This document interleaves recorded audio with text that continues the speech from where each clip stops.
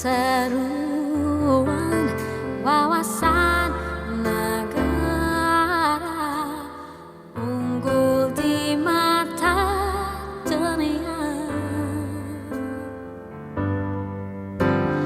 Langkah seiring mengejar cita di harimu, kau kan terus maju bersama menuju cahaya ketulusan jiwa, semangat berusaha unggul di mata dunia. Ke puncak menara dituju, keunggulan cita yang luhur, melangkah kita bersama, bersatu, bersinar permata negara, dikagumi serata dunia, selamanya akan gemilang di persada dunia multimedia.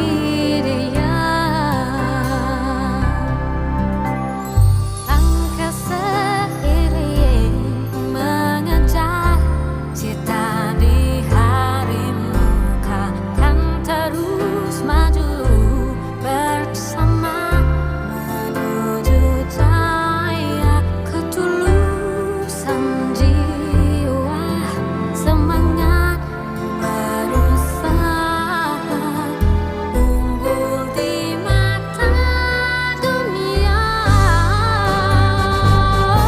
Ke puncak menara dituju, keunggulan cita yang luhur, melangkah kita bersama, bersatu, bersinar permata negara, dikagumi serata dunia, selamanya dan gemilang di persada dunia multimedia.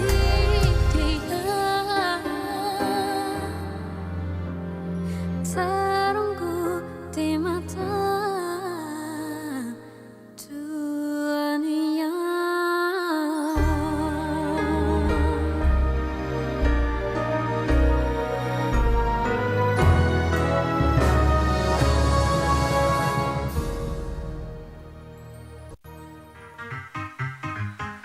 Ladies and gentlemen,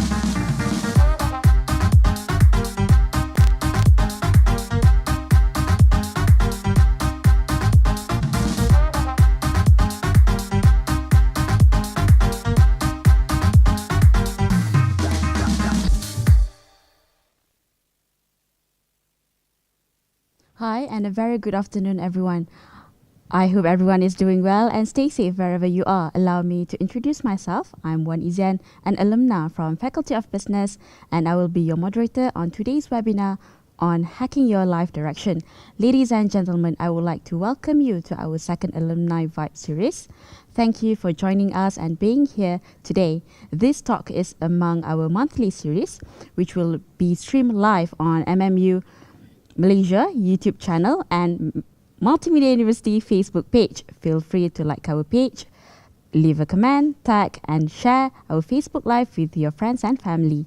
Ladies and gentlemen, with us our Honorable Permata Dunia, Mr. Dinesh Ganisan, who is a graduate from Faculty of Business in the class of 2016 and also a technology risk management consultant. Here also we have Mr. Justin Wong, who is a former graduate from Faculty of Management, class of 2021, and also the founder of Red Square. Hi, Mr. Dinesh and Mr. Justin. Thank you for being here today. So before we begin our topic, Mr. Dinesh, do you mind share with us about your background and experience that you have before becoming a risk management consultant? Sure, why not?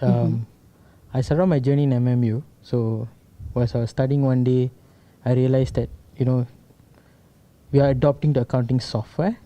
And because of that, I was wondering what's the next step, right? So, because of that, the next step was to see how you transition from manual accounting to digital, I would say, the digital world. So as I was going through, then MMLS, yeah, MMLS, right? Yeah, yes, correct. yes. So MMLS, so MMLS popped the certified ethical hacking paper. So when I went there and I approached the lecturer, so the lecturer told me, why not you give it a try, which I did, and it served me well on securing my first job at BDO Malaysia as an IT auditor back then. So close to 3 years, 2 years plus to 3 years, I was there. It has taught me a lot of good experience there. And then from there, I transitioned to M-Bank. So the job scope is different because now we have IT audit. So IT audit is booming as we speak. I think it's been there for some time, but it's booming. And then now we are going into now I'm in technology risk management. So from an auditor, now we are an internal consultant in the bank. So that's it. Okay. What about you, Mr. Justin? Could you share with us what experience do you have before you founded Red Square? Right. So right after my university, right after my high school, in fact, I didn't go to university straight. I took a gap year, going into business, working for PayPal and things. And after a year of gap year, I feel like I'm pretty lost. I'm like, okay, I can't do this alone. I have to find partners and things. That kind of got me into university, and I got into MMU, do with my friends. Took on the foundation of business, and then went on to accounting as degree. So I was in both Malacca and Cyberjaya campus, right? So during my journeys in universities, I always wanted to know more and learn more to pursue into entrepreneurship journey, right? I started my first business in uni with some of my classmates and my lecturers. Finger crossed, I mean, business didn't go too well. But then also I didn't quite give up from there. I made my second partners, and then that's where we started and founded Red Square Software together.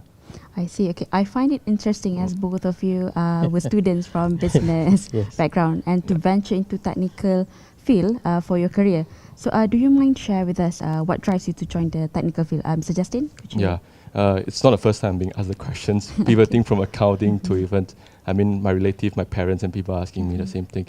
Right. For me, it's always been my passionate in high school, ever since high school. Form 3 and things like that, I was starting building some websites and things with my friends and things. So it's always been my passionate in technology field, right? So when I go into business, I know that I need to have a solid fundamental to run a business. Even a technology business, I need to know the most basic skills, accounting, right? Like Mr. Tony Fernandez run AirAsia. He don't know how to drive a plane, right? But he know accounting, and that's what making AirAsia thriving now, right? So that's, for me, it's really about my passions. I see. Okay, Mr. Dinesh, Yes. how would you say being a business graduate helps you to join the technical field? Well, for starters, I observe the changes around me. Like MMU was one of the things where the transition of no more submitting assignments manually. We had to do it online and all that.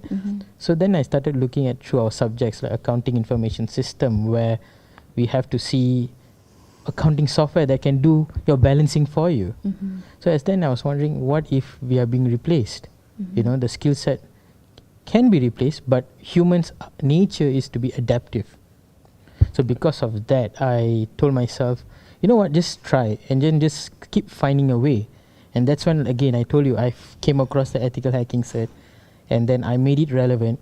I seek guidance from our lecturers. I mean, MMU do have a industry experienced lecturer, I would say. They are very seasoned in it, so they know what they're saying. So even they told me, yes, you're in the right direction. It may take time for a jump start, but just go for it. So I just took, and next thing I knew, I started off my internship as an external auditor, finance. But finance is boring a bit lah. So honestly to me. So then I applied to BDO, one of the top 5 firms in Malaysia. And then the partner and the team, a very good team of them, they actually gave me a chance. So I just took the experience and I said, you know what, just go for it lah. What's the most I can lose? So I went, and then here I am today. Okay, one more question. What are the skills that you guys acquire during your university life? Mr. Dinesh, could you share with us? Okay, when you say skills, in general skills or what? Yes, general skills. For Maybe you can share with the students who are watching for this. starters, the skill that I felt which was very important, going to your class on time. Yeah, I mean, it's very important. number one. And then number two would be listening to people. And not only listen, you have to ask questions. So don't be afraid to ask questions, right? Ask the right questions, but at the same time you can ask. Skill set number three, make friends. I am here today because of, still long way to go, but many friends I made along the way. My campus friends, that even he is my friend. We actually met during an event. So many of us gathered together today is because of friendship. My housemates were part of a main contributory factor. My schoolmates especially, my family. But of course, if campus-wise, everyone was family. I see. So that's a skill, networking. Okay, what about you, Mr. Justin? What are these skills? I strongly agree with what Mr. Dinesh has mentioned here. It's with the friends, networking, talking to people, and going to class on time, right? Yeah. So I think there's a lot of resources in MMU, and we put a lot of resources on the students. But students need to learn about being resourceful, right? Connecting resources together, being it. I think university is the best time to start a journey. I mean, being it going for different certifications and things like exploring your routes, but also starting a business. This is where you have the most time freedom, the freedom of money and things like that. So I think going to universities, getting yourselves resources, being resourceful is really important. Okay, so before we dive in deeper into our discussion, let us watch the updates of our Permata Dunia on a segment called Apa Khabar Permata Dunia, where our alumni share about their current news and current job. So if you want to share your stories with us, feel free to check our Facebook at Permata Dunia.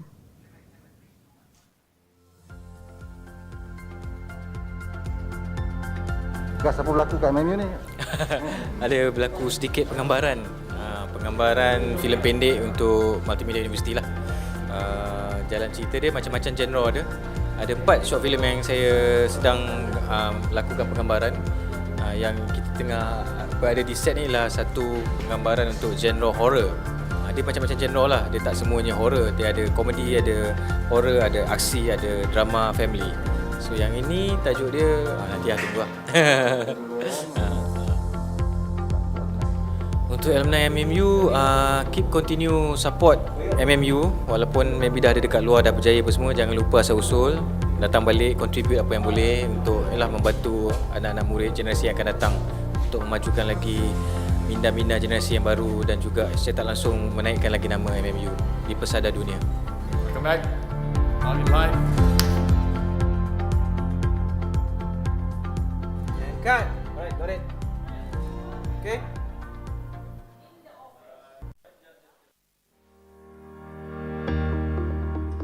Hello, my name is Ashwin Kanakaran and I am a Deputy Public Prosecutor with the Ministry of Domestic Trade and Consumer Affairs. I graduated from Multimedia University in the year 2016 and was called to the bar in the year 2017. I enrolled myself to do LLB in MMU in the year 2012 and I graduated in less than 4 years. And I have to tell that in that 4 years, it is probably still one of the best few years that I've had in my entire life. The reason being is because I can remember very vividly how much all of our lecturers has individually enhanced us, always knew where to mold us to become not just graduates, but to become good lawyers. In my very first year of joining MMU, I failed my midterm in Malaysian legal system. Reason being was not because I did not know the law, no, I didn't understand my subject, but it was more because of how I didn't know how to answer, or more so about writing a legal essay. Right after failing my midterm, I was called upon by my lecturer who then told me, Ash, do you know why you failed? This is why. He sat with me and he told me why my essay was not exactly how it's supposed to be, it being a legal essay and how it should be. And from then on, I have not failed any midterm or any papers. And since graduating MMU, I have been enrolled with the service, with the Attorney General Chambers, And in the year 2017, I was appointed as the Deputy Public Prosecutor for the state of Selangor. And in the year 2019, I joined Ministry of Domestic Trade and Consumer Affairs as a Deputy Public Prosecutor as well. Now, my 4 years in MMU, I have supervised multiple activities and also multiple events. I have been in different roles, whether it was in terms of being the president for the event or secretary or even any part of it at all. And all of this, MMU has shaped me to become, to become the person that I am today. It has given me the confidence to go in court, to talk, and to be the DPP that I am supposed to be, that I am today. And with all of that, thank you so much, MMU, for all the great times, for all the good times, for all the good knowledge that you have bestowed into me. With that, thank you very much. And I wish the best of luck to the new students who will be enrolling into MMU. And let me assure you, it's going to be the best of your 4 years. Hi, my name is Adibah Maira binti Yusof and I studied at Multimedia University under the Faculty of Applied Communication. So, Alhamdulillah, upon graduation, I landed upon a position as a Branding and Communications Executive at MSIG Insurance Malaysia Berhad at its Kuala Lumpur head office. So MSIG is a general insurance company and I've been working at this company for about a year plus since November 2019. So a little something about my position at MSIG. As a branding and communications executive, I do an assortment of tasks from managing the company's social media account, developing marketing collateral such as brochures and leaflets, reviewing press releases, compiling annual reports, and so many more. So working at MSIG is not exactly glamorous, but I love it. I love it so much. The job requires me to be meticulous, to be creative, to manage my timeline well, and I have to learn as much as I can as I go along. Lastly, I would like to address my fellow alumni and also to those of you who are still studying at MMU. I know the past year has been absolutely challenging for all of us, but I hope you stay strong and I wish you all the best in your future undertakings. Good luck and all the best.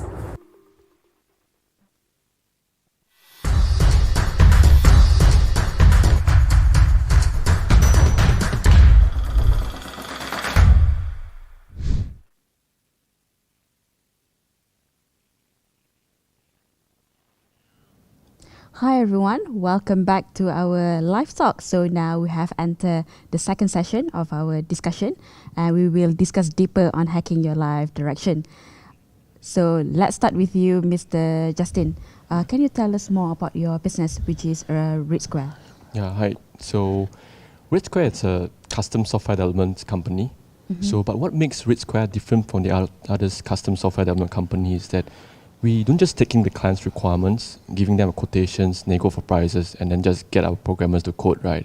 So Red Square comes in a different approach. We kind of come in like a consulting in terms of technologies. So usually clients come to us with problems, right? They have problems they want to solve with modern technologies. So sometimes it can be mobile application, sometimes it can be website application, but sometimes even we can write simple scripts or maybe even using Excel. So really result-oriented at what we're doing here, solving the problems for the businesses.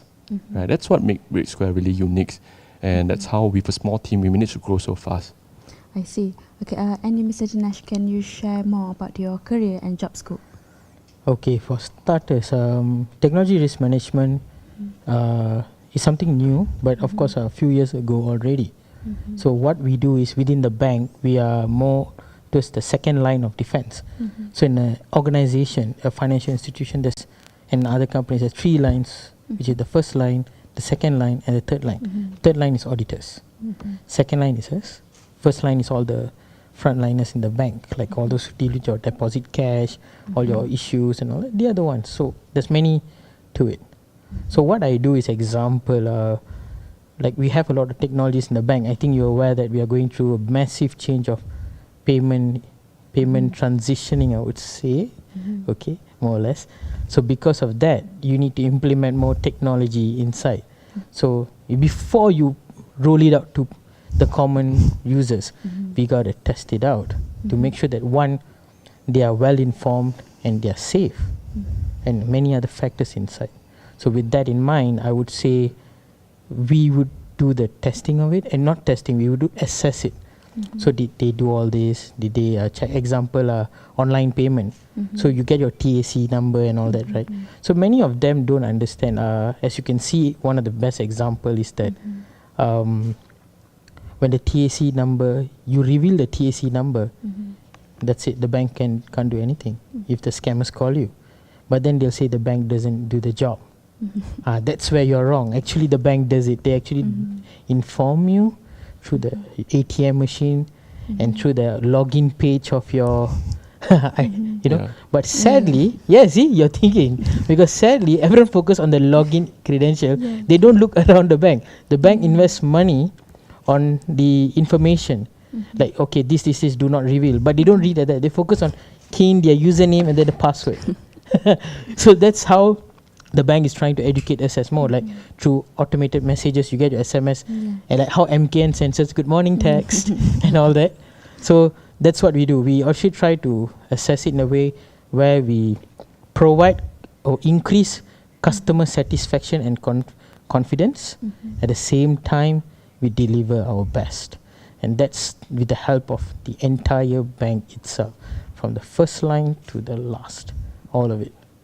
It is very interesting. Thank you. Okay, as we all know, accounting and IT are two different fields. And my question is, how does your training and studies in business help you to manage a technical job, especially Mr. Dinesh? Oh, okay. I'm the first one now. Okay. So I'm going to ask you a question back. When you say detour, do you think it's detour or do you think it's adapting? Okay, I think it is adaptive because technology is revolving.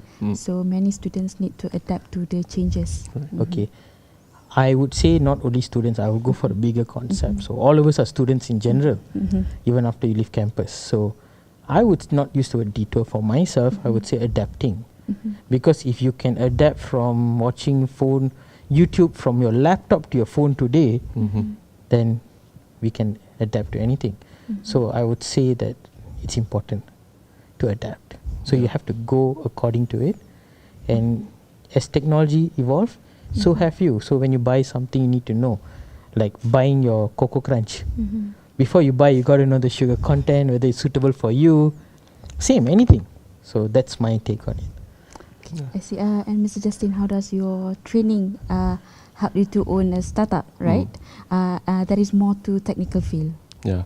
So for me, I mean, like for starter as well, I mean, like I never foresee myself to be an accountant, right? You know, professional accountant. I don't go to None of us did. right. So that wasn't my first part of choice as well. It wasn't part of my choice even, right? So having accounting is really important running businesses. I think what make it the check and balances, right? Like managing the cash flow, being forecasting, going for investors and things like that. Those are all bits and pieces that build up a company, right? If I was not the one that taken accounting, I think my business would be in a worse position for not having understanding the fundamental of business, right? It's about making money, right? It's about checking the balances. Make sure you pay the payroll on time. Make sure you get your supplier money comes in, and make sure you pay your supplier. Make sure your clients pay you on time and things like that, right?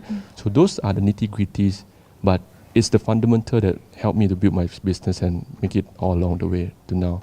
Right? Okay, well, now I want to ask one spicy question to both of you. Not too spicy, right? You put pepper? Okay, what is your view on people's perception that we should stick to our expertise and not detour from what have been taught? Mr. Justin, maybe you can start first. Finally, he's first. Yes. Yeah. So again, I think like Dinesh made a good point there, right? Is it detour or is it about being adaptive? Right now, a lot of people look into IT as a field, but IT isn't just a field. IT is pretty much in any single where, right? Going from grab food is IT, going from messages, right? How the banks reach out to us and things. IT is pretty much into all the fields right now. So it's not really detour, it's about making adaptive to it, right? So the question is about how they actually get adaptive into different areas, right? I think that's really important. Dinesh made a good choice here, going from accounting, understanding how he can use his knowledge there, and build something a little bit differentiator there with his the IT skills. I think those are really good example. Dinesh is a live example, I would say. Same thing, I mean, from our side itself, a lot of times that clients come to us, as I mentioned, it's about the problems they have, right? So we have clients doing in printing. There's a printing and for bank statements and credit card statements and things. The company have been there for 30 years, 3 decades, right? But printing has been slowly fade away, right? I mean, like people don't used to receive bank statement right now, right? No, So that's where we look into how IT could really help them bring them to the next era, next generations, what to do next, right? About going to email, we're talking about omni-channel, SMS, delivery, we're talking about even bots, chatbots and things like that. Reaching your customers much more real time instead of once a month, right? Sending your bills to once a month and then it got lost halfway, things like that. So I think those are really interesting, and adapting IT in different field was really everybody's pushing forward. I think now it's really about not just adopting it, but how you leverage on the data of it, right? Especially now it's really data are booming. Data are booming, right? You are in IT where you know data are booming. Too much data, but you don't get analytics out of it. I think that's really the next step we were talking about. Okay. What is your opinion, on what students, maybe fresh graduates are also watching this session today? So what should they do to take this big step? Well, I would say it is a big step because it's not easy for everyone from a different career to change into something new. Yeah. So, Mr. Dinesh, maybe you could go first. Okay, let's see. Hold on. Okay. So for starters, right, first of all, we got to stop looking at it as a big step. Right. I think it's not a big step. I think it's supposed to be a necessary step. It's very important because simple, you have to survive. If your earlier question is like stick to your role of expertise, I would say your expertise is based on your experience. Your experience is based on your exposure. So it grows as you grow forward. So if you ask me, it's a necessary step. Like example, you might not know that what if today we just sit and talk to our abang camera behind there. He would educate us more about his industry, the cost of setting up this entire thing. So that's when then you realize, oh wow, my experience increased. So if you ask me, we should stop looking at it as a big step. Like there's no such thing as that one certificate that can open doors for you. No. Like, see, Justin is an entrepreneur, right? But if you think about it carefully, all of us are entrepreneurs. Right. We sell ourselves. Put ourselves out there. We say that, this is me. I'm Dinesh Ganisan. Okay, this is my value. This is what I bring to the table. So you are an entrepreneur for yourself. But that's because you don't see it as a big step. I consider it as a necessary step. If you don't see it and you consider working behind, from what I know, I can be corrected, but you'll always be behind. True. Put yourself out there. Don't be afraid. So if you're asking me about expertise, if you look at your degree is just a mere foundation. Nothing more, nothing less. You can't move mountains with just your degree alone. Right. You have to meet people. You gotta understand people. So your degree is just like, okay, spark the fire. That's it. Nothing more. But it's you. Okay, what about you, Mr. Justin? Yeah, it's definitely not a big step, right? I mean, you're using GrabFood now, order your food, it's on IT. You're texting your boyfriend and girlfriends on messengers, WhatsApp, it's on IT. It's a part of our daily life, right? You just have to be a little more cautious and understanding the things behind it, right? What makes the changes of going out to take away for food and what makes GrabFood comes into the pictures and make you part of your daily life, right? Daily life. What transitions happen in between? You got to question yourself, right? When you have to be curious. You have to question yourself always.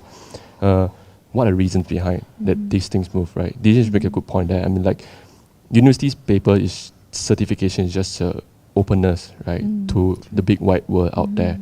So as you stay curious, you find different things, and in the end of the day, now we're talking about IT, but 50 years forwards, we might not talk about IT. We might talk about the next big thing by then. And that's always how you stay curious. Don't just think about what the experts say. Think about, sometimes experts can be wrong, right? But think about it, right? Question yourself. understand the the justification behind it, and make your own point, right? Yeah, so I think that's really about challenges. I like to add. Yeah. Okay, meaning that you guys encourage student or starters to be brave and not become a chicken pea, right? Yeah, I would Okay. say not only that, Mhm. but question is everything. You can't stop questioning. But the moment you stop questioning, you stop learning. True. So, if you want me to, back to your question, right? So, if you want me to tell something to students like this, don't be afraid to ask your questions, because it tells more about the person that answers your question. If they snub you off, it shows that they're not willing to share. But if they're sharing, then it shows you gain a new friend. So either way, it's a win-win situation. So look at it that way. Okay. Okay. What are the pros and cons of your current job scope that is quite dissimilar to your educational training? It can be any, pros and cons. Okay, Mr. Justin, Yeah, coming from so, an entrepreneur. I don't see it as a con. I just always see it as balancing the risks and rewards, right? So it's definitely different from what I studied. A big part of it, I would say, probably 95% of it are different from what I studied. And in fact, even if I'm in the accounting world, I find that probably what my university teach me or taught me would be also like 50% difference from what I go into the world outside, working world, right? So it's not a disadvantageous. It's just about exploring myself, learning new things, connecting with new people, understanding how the new world works, and making the next assumptions that when you question yourself, find out the next key things and push that forward, right? Okay, but what is your opinion? Could you repeat the question again? Oh, okay. What are the pros and cons of your current job scope, which Okay. it is quite dissimilar from what Okay. you studied back then? I like to start with cons first. So for starters, I don't think I was ever prepared to do IT audit or risk management as today. I was never prepared. But that's the con side, you know. That in being that position, you'll understand one thing, which is, would you want to continue, or would you just want to, just tender your resignation, find another job? There's always a company waiting to hire someone with bookkeeping. That's always. So that's the con side, because it's an individual decision. So probably some would pick, okay, you know what, we got to do this. And some would pick, no, what, I want to go back to my roots. But you can't discriminate either, because we need both sides of the team. So for me, it's like, even the person say he's, let's say, he doesn't want to do risk management. So it's okay. Probably he wants to do accounting, and we need him. We cannot say that, oh, useless, you're a quitter. No lah, come on, can't do that. But the other side, so it's a balance. But the pro is, if you learn to swim, you'll be surprised with the results. Well, I started swimming at the age of 23, and here I am today. Good swimmer? Huh? Good swimmer? I would say average. I can float well, so it's halfway there. So because of that, that's the pro. So, and one of the best thing that I have learned is networking. Oh, it's one of the best things working. I think I prefer work as a working adult life, apart from the taxes though, and the adulthood. But I love being an adult, because the ability to connect with people, it's amazing. Having uni, so I didn't, because duit ibu bapa. So you only are limited to that small portion of it. But now when you're working, you're like, okay, you know what, I can do this. Like example, when I meet Justin, I'll say, okay bro, let's go out for coffee together. No, let's go out makan together, like that. Then we sit and talk. So you have the luxury of time. You don't have to worry about failing and disappointing people. So all of this together, I think it's a pro for me. So just for me, simple. It's either you jump or you don't jump. Choice is yours. Yeah. True. Okay. You mentioned about networking just now, Mr. Dinesh. Yes, sure. Okay. Can you share more? I mean, your opinion, since we all know LinkedIn is for making new connections, right? So, what are your takes that students or anyone should have at least a LinkedIn account? Because I think most of the students nowadays do not take it seriously. I mean, do not sign up for LinkedIn, because they only think LinkedIn is a platform to find a job only. Right. Yeah. Okay. I think, based on LinkedIn, are you Yes. focusing on LinkedIn alone? Yes. I mean, networking that you can create on LinkedIn. Okay. I would not limit to LinkedIn. Again, I'm trying to break the bubble. So like earlier, to the earlier questions, like, area of expertise, so following on. If you notice, we keep lumping ourselves in a bubble. True. I think we should break that. So LinkedIn is just more of a starter. How you utilize it is up to you. That's it. So LinkedIn, yes, it's necessary for students, but of course, if you ask me for students, okay, if I were to tell you what to do on LinkedIn, very simple. Of course, you just have to see your career jump start. Imagine where you would be 10 to 15 years from now. Perhaps you can connect with the person on LinkedIn. But please don't go and straight away say hello. But instead, show them some appreciation in the sense that before you question them, I think you should write down your question first. See, is it valid? Then talk. Have a connecting session. Understand their job scope. And don't take advantage of their time. Respect, no matter he can be just a senior exec or just an exec in a company. But of course, if you show him some form of appreciation, he would guide you. Okay. Actually, we have a speech from Vice President of Student Experience and Entrepreneurship Development and a video on Yayasan University Multimedia. So let's take a look. Hello, Permata Dunia, our gems of the world. I'm Professor Wong the Vice President of Student Experience, Entrepreneurship and Development at the university, or simply known as VPC in short. As we all know, education has become a privileged opportunity day by day. Many are ambitious and wish to acquire education at world-class providers such as Multimedia University. Yet, not all can afford to do so. In MMU, many of our students came from B40 families. They struggle to continue their education, even with many who have come forward to donate and contribute due to the challenging times like the pandemic COVID-19 that we experience now. The number of underprivileged keep growing. We need to support these aspiring young leaders. We need to help to guarantee that education is not only for the privileged. We need to help so that education is sustained in our country. Therefore, I would like to urge all alumni to commit to a campaign of donating 10 ringgit a month or 120 ringgit a year. This amount to only about 33 cents a day. These 33 cents may not mean much to some of us, but this could secure a better future for many of the students in need. We thank the alumni who have made the contributions thus far, and we hope you will continue doing so. We also continue that you could spread the word and encourage fellow alumni to do their parts in helping out with their juniors. Keep sharing our promotions on our website and social media. Follow Permata Dunia Facebook and Instagram for daily updates on alumni, MMU hopes and aspiration. Each day has become a challenge for us and we expect greater challenges in the future. I personally hope that alumni could become MMU pillar of support in many years to come. Other than contributing to 10 ringgit per month, alumni can also come forward to participate in development of the university, in helping to design the curriculum, to become industry advisors and so on. And this will help to build the university to greater height. The university thank you to those who have supported us and welcome those who have just joined in our mission. Thank you and wish you all the best.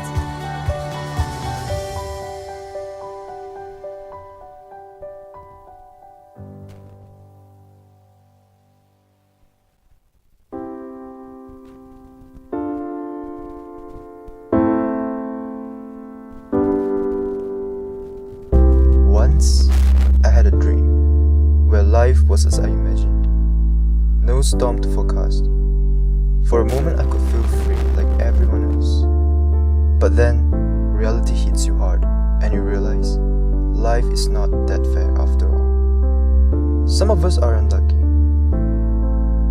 having to face the loss of a loved one, falling into the pit of financial abyss, or struggle to feel competent. As you're left wondering on your own, a help comes along to lift you up. A help that makes you a better person. An opportunist. A help that beacons your beacon of hope.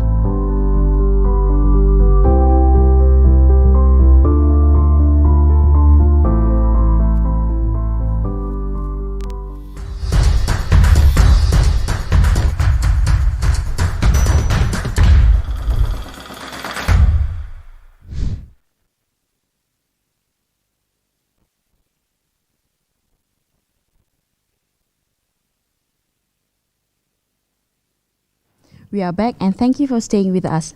So we have a special announcement from Yayasan University Multimedia. To those who endow 120 ringgit for the full year will get a chance to win a gift from Yayasan University Multimedia, a flask that we have on the table.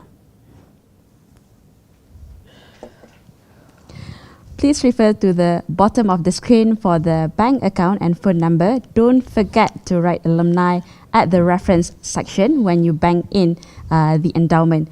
Do share this campaign and don't forget to endow. Okay. Now let's continue with Mr. Dinesh. Do you enjoy what you are doing now, even though you kind of went detour Okay. in your career? Okay. Can I cry? No, I'm joking. For starters, I do enjoy up till today. I enjoy what I do. I enjoy every minute of it, and that was my motivation when I left MMU. As in, not graduated lah, not left it, still here. But yeah, that's my motivation for it today. But other than that, perhaps you can check with me 10 years from now if I still enjoy my career or not. But for now, I'm blessed to have a good team, good company, and of course, a lovely environment. So all you have to just work lah. So Okay. of course I enjoy. One serious question. Did you cry? You want me to cry now? Okay. What about you, Mr. Justin? Do you find it interesting with the field that you are in now, in your business and stuff? Yeah, so I don't just enjoy my things, right? I love what I'm doing, right? So I mean, like, I have great teammates, my partners, my colleagues that work along with me, different people from different fields, not all of them from MMU, but different people from different fields. That's where I get to know them, work with them, understanding them and helping them, and also they're helping us.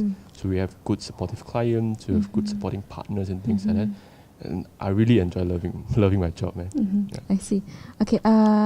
We would like for both of you to give an advice, just a piece of advice for students that are watching right now. So, Mr. Justin, can you give an advice to those who study a field but have passion in another field?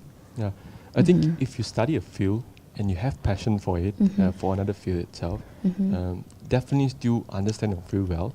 That's always a thing that you need to master, and also but be open, be always open, and then to be curious about exploring new fields. So that's always good to merge both fields together. I think that's so much more that can be done when you have no two things. You are so much more in advantage as compared to people knowing just one skill, right? You are now a master of skills, of multiple skills, right? Being resourceful again. Yeah. Okay, for Mr. Dinesh, Okay. can you share more to those who study a field but worrying that the job opportunity is very limited for the field that they are currently studying? Okay, let's see. Okay, I'll put it this way. First of all, ask yourself, why are you worrying? Because you're not ignorant enough to worry about it, right? So let's get to the bottom of it. You ask yourself this, why would I worry? So are you worrying because society is making you worry? Or are you worried because you don't see a reason for you to contribute in the future?